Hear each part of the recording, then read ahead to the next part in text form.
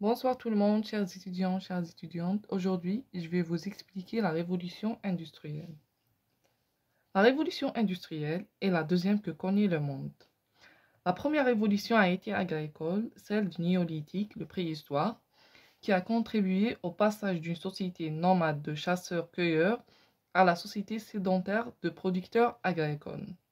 Cette première révolution a fait naître les groupes sociaux, l'artisanat et le développement du commerce et la création des villes et de pays. Quant à la révolution industrielle au XIXe siècle, est une période où nous assistons au passage d'une société agricole à une société dominée par la mécanisation de la production de biens non alimentaires. Elle entraîne une accélération de l'urbanisation et provoquant une supériorité technique et économique de la société occidentale sur les autres.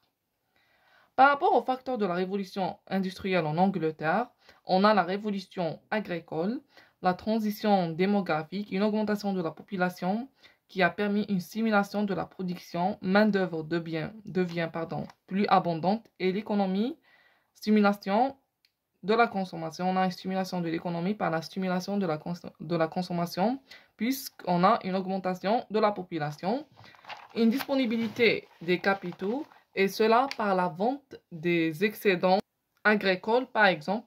Et on a enfin les découvertes scientifiques. Les découvertes scientifiques majeures ont été réalisées dans les domaines de mathématiques, de la physique, de la chimie et de la biologie.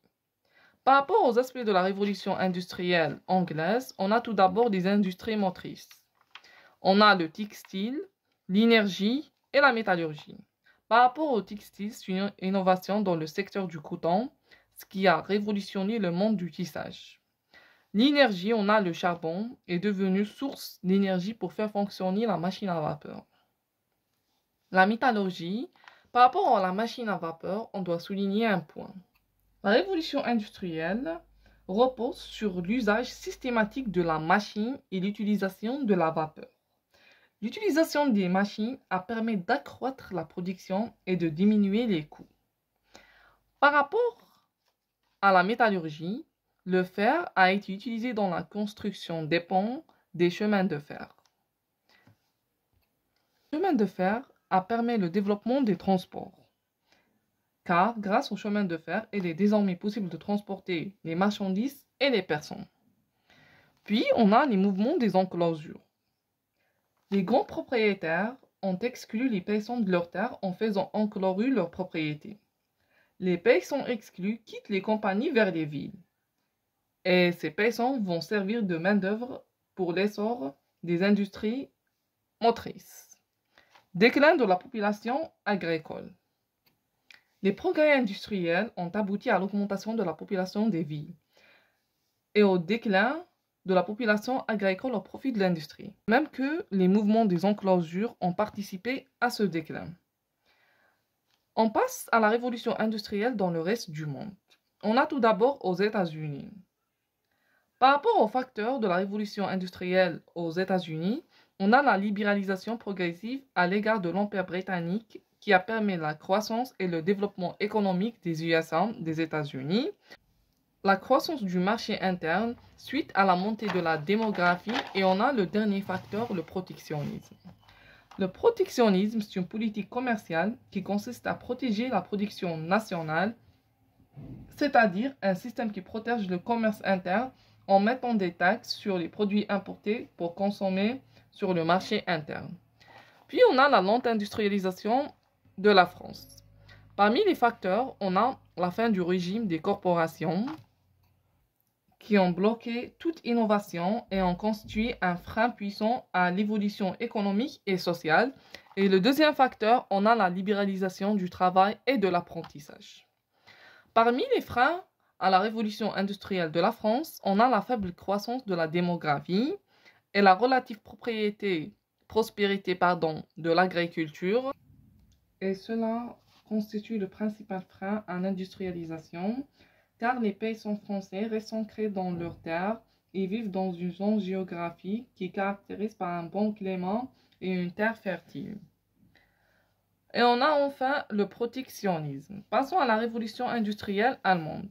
La révolution industrielle allemande a commencé par la création d'une union douanière le Zollverein, qui a permis la liberté de circulation des capitaux et des marchandises au sein de la zone, abaissant les coûts de transport et contribuant au développement économique. Quant à la révolution industrielle en Russie, contrairement aux autres révolutions, en Russie et au Japon, c'est l'État qui a mis en marche l'industrialisation. La Russie a été confrontée à un ensemble de problèmes, tant sur la sphère agricole qu'industrielle. Pour l'agriculteur, le système féodal russe n'a été supprimé que tardivement. Pour l'industrialisation, a commencé sous l'incitation de l'État en faisant appel à des ingénieurs et des capitaux étrangers qui sont d'origine français, allemand et anglais, qui se sont essayés à l'industrialisation en russe, mais elle a été fragile et lente et c'est pour ça qu'elle n'a pas réussi. Au Japon, la révolution industrielle a commencé par l'ouverture forcée de ses principaux ports au commerce international et l'appel de l'État aux compétences des spécialistes militaires, des ingénieurs, des chimistes, des médecins et des agronomes étrangers, et cela pour former ses propres ingénieurs et techniciens, qui se finit par une réussite et un développement économique rapide. Parmi les conséquences de la révolution industrielle, on a le capitalisme, qui est un système économique basé sur la recherche du profit, la libre entreprise et la propriété privée et la concurrence.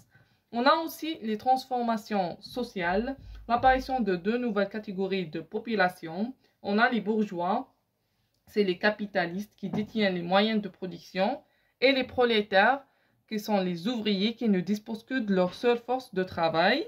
Et on a aussi une augmentation de niveau de vie des Européens. Et merci, à la prochaine vidéo.